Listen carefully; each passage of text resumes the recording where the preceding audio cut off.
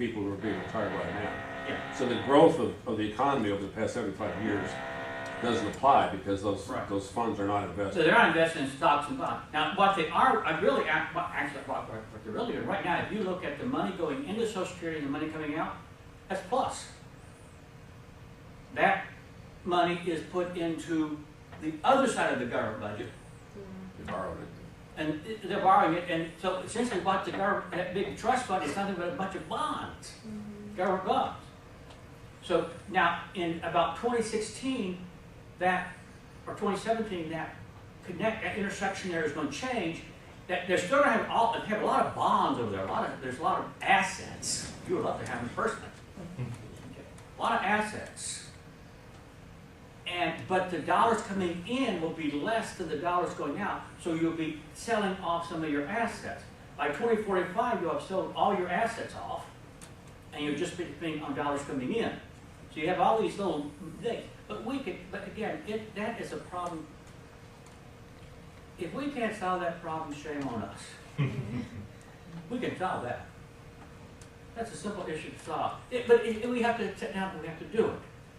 And because it's so far out there, nobody likes to get their hands dirty politically. You can appreciate that.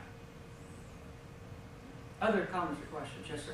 With the $9 trillion deficit that they anticipate over so many years, is that something that can be solved as simply as this by just fiddling with the figures 10, 15, 20 years down the road? I mean, we're a $14 trillion economy or gross national product. By just shifting some figures around there, is that the one way of solving that? No, I don't think that's it. I'm not.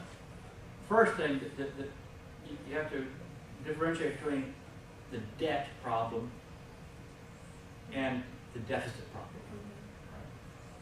The debt problem cannot be solved quickly at all because it's huge, and it's not even that we want to.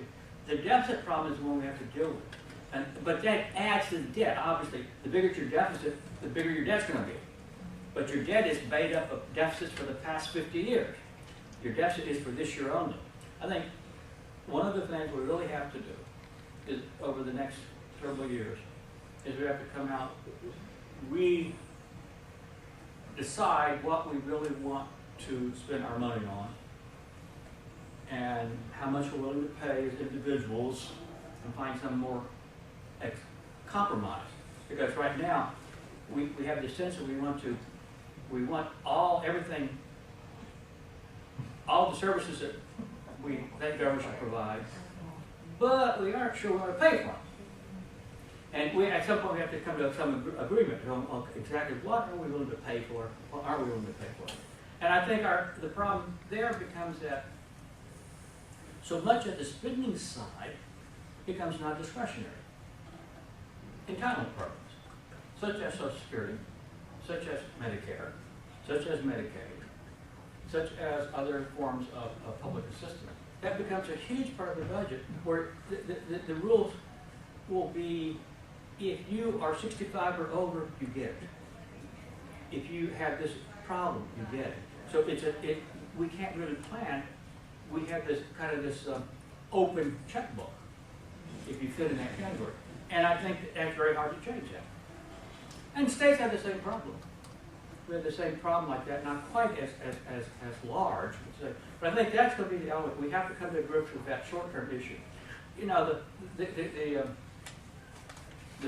stimulus issue, where the government said we're going to pump a bunch of money in right now. Most of that should be one-time spending, and then it will automatically go down. That will be that's ideally, unless they decide they want to do it again. I don't think they're going to do that, but we'll see. But I think the deficit we need to get under, that's another issue we need to worry about. Now the other element is you have to appreciate the federal budget is a unique budget. There's no capital budget. In Louisiana, we have an operating budget and a capital budget. And capital budget, you buy things. The federal government buys things that are roads, ports, harbors, everything like that. They buy things that have a long-term life expectancy. But we put those under just current operating expenses. is all we put them under. So you have a natural, we have an oddity there at the federal level. And then part of the problem is, well, how, if I buy me a bunch of airplanes for the military, where do they go? Long-term capital or short-term expending? Well, can't be sure. I don't know. What's the situation? So that there are some problems like that you have. But no, I think that the deficit issue, well, that's something we need to worry, keep our eye on. The debt then will automatically take care of itself over time if we do the deficit right. Other comments or questions? There are some cookies left there. I'm at the back. Okay. So they're gone. Okay. So anyway, I appreciate your invitation. Thank you.